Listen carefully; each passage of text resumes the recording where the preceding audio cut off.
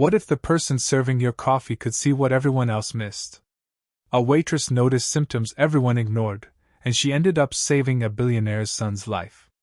Beth had been working the morning shift at Mel's diner for 12 years, and she'd learned to read people the way others read newspapers.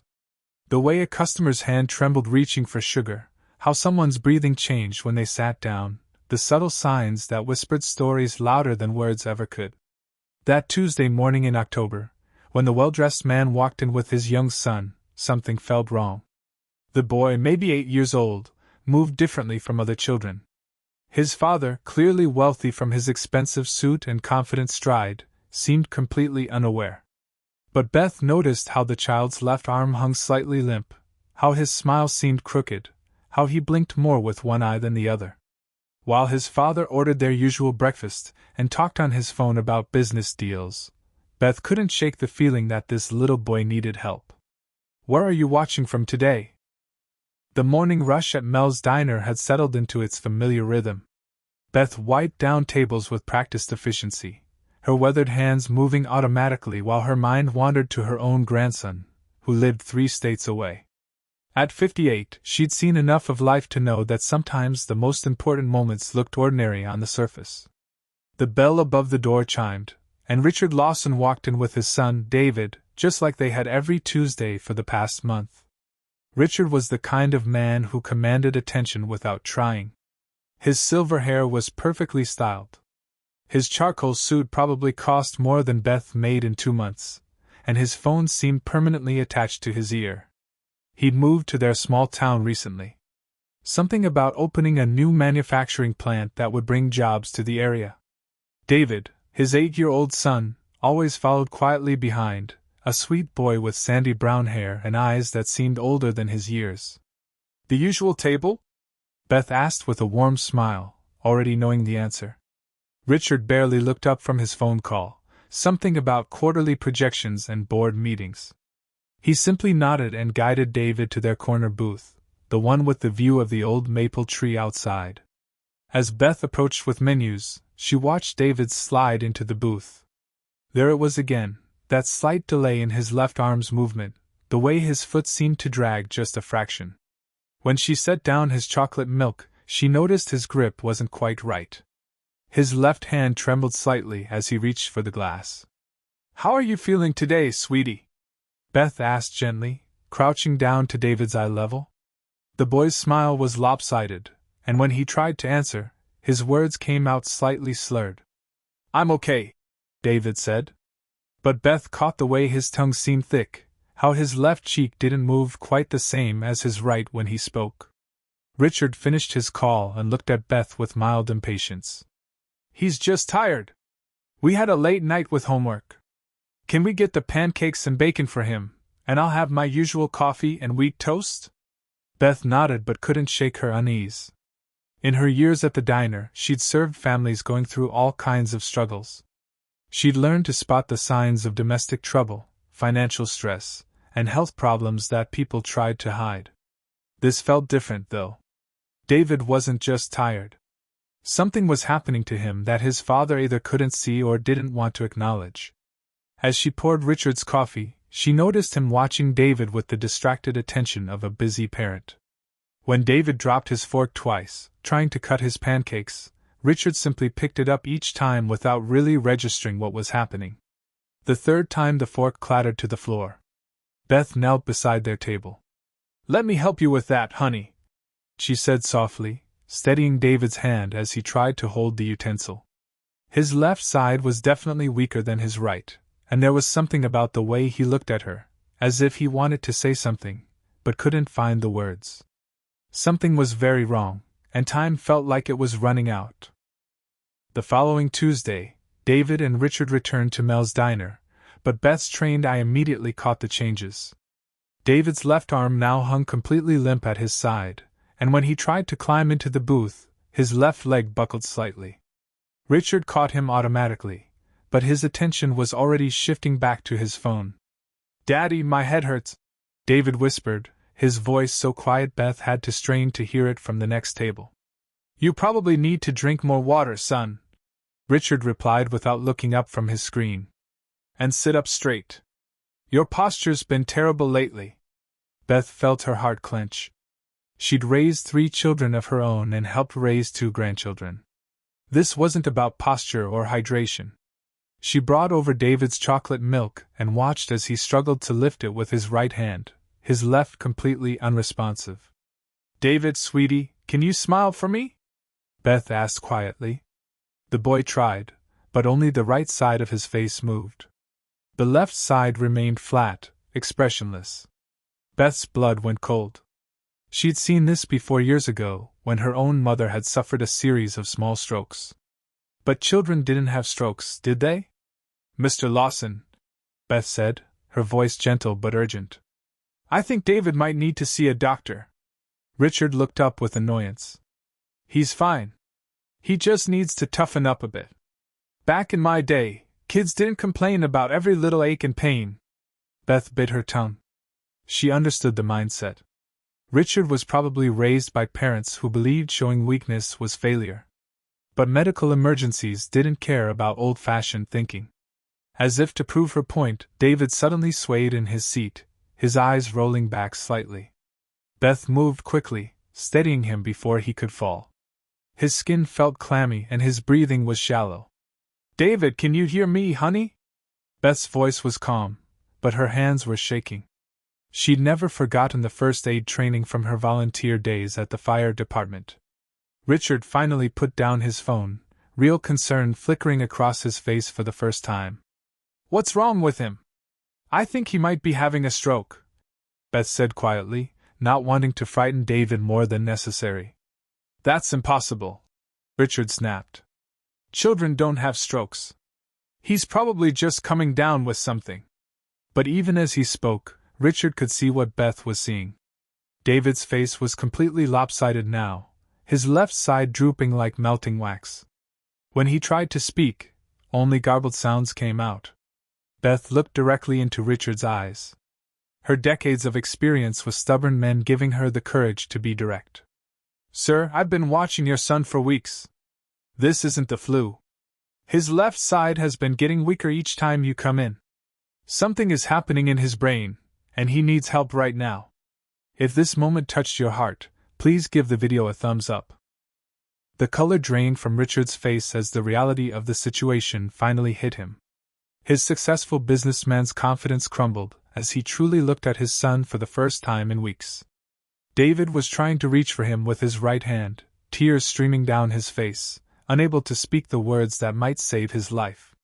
Richard's world shifted in that moment, like standing on solid ground that suddenly revealed itself to be quicksand. He'd built an empire by trusting his instincts, making quick decisions, and staying 2 steps ahead of everyone else. But here in this small-town diner, with his son's life hanging in the balance, all his success meant nothing. Call 911, Beth said firmly, already moving toward the phone behind the counter. Her hands were steady now, years of handling crises kicking in. Richard sat frozen, staring at David, who was struggling to stay conscious. No, wait, Richard said, his voice breaking. I'll drive him to the hospital. It'll be faster than waiting for an ambulance. Beth turned back to him, her expression both gentle and firm. Mr. Lawson, if this is what I think it is, moving him wrong could make things worse. We need paramedics who know how to handle this. As she dialed, Richard finally truly looked at his son. Really looked. David's breathing was becoming more labored, and his right hand was reaching out desperately, trying to communicate something his failing speech couldn't express. Richard took that small hand in both of his and for the first time in months put his phone face down on the table. I'm here, buddy, Richard whispered, his voice thick with emotion. Daddy's here. The other customers in the diner had noticed the commotion, but Beth quietly asked them to give the family space. She returned to their table with a damp cloth, gently placing it on David's forehead. The ambulance is coming, she said softly. David, you're being so brave.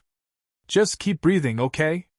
Richard looked up at Beth with eyes full of regret and fear. How did you know? How did you see what I missed? Beth sat down across from them, her voice gentle. I've been watching people for a long time, and I've been watching David worry about you noticing him for weeks. He's been trying to tell you something was wrong, but he didn't want to interrupt your important calls. The words hit Richard like a physical blow.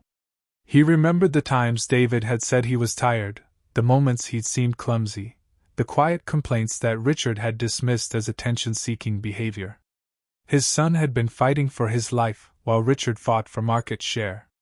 "I thought I was providing for him," Richard said, tears starting to fall. "I thought working hard, building security for his future, was what good fathers do." "Good fathers do both," Beth replied. "They provide and they pay attention." The sound of sirens grew closer, and David's eyes fluttered open.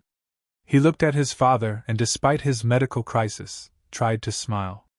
Richard saw then what Beth had been seeing: his son's desperate love, his quiet courage, his need for nothing more than his father's presence. Have you ever been so focused on providing that you almost missed what really mattered? Let us know in the comments. As the paramedics rushed through the diner door, Beth squeezed Richard's shoulder. "You're going to get through this," she said. "And when you do, you'll be the father he needs." Richard held David's hand as the paramedics worked, finally understanding that his most important business had always been right beside him. The emergency room at County General became Richard's entire universe. He paced the sterile hallways while surgeons worked to save David's life, Beth's words echoing in his mind. She had followed the ambulance to the hospital and now sat quietly in the waiting room, a reassuring presence in the chaos of his fear. Dr. Patricia Reeves emerged from surgery after what felt like days, but had only been 4 hours. Her expression was serious but not grim, and Richard felt his heart hammering as he searched her face for clues about his son's fate. "Mr. Lawson, David had what we call a pediatric stroke caused by a rare condition called Moyaya disease. It's where blood vessels in the brain become narrowed and blocked," Dr. Reeves explained in careful, measured tones. "If you had waited even another day to bring him in, the damage could have been catastrophic." Richard's legs nearly gave out. Beth appeared at his side, steady and calm. "But he's going to be okay?" Richard asked, his voice barely a whisper. "The surgery went well. We were able to restore blood flow to the affected areas of his brain. He'll need extensive physical therapy, and there may be some lingering effects on his left side, but children's brains are remarkably adaptable. With proper care and rehabilitation, David should recover most of his function." The relief was so overwhelming that Richard had to sit down. Beth handed him a cup of coffee from the vending machine, and he realized she'd been taking care of him the same way she'd taken care of his son. With quiet, observant kindness. "Doctor," Richard said, looking up with tears in his eyes, "this woman saved my son's life.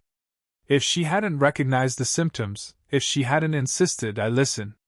Dr. Reeves looked at Beth with professional respect. "You have medical training?" Beth shook her head. "Just life experience.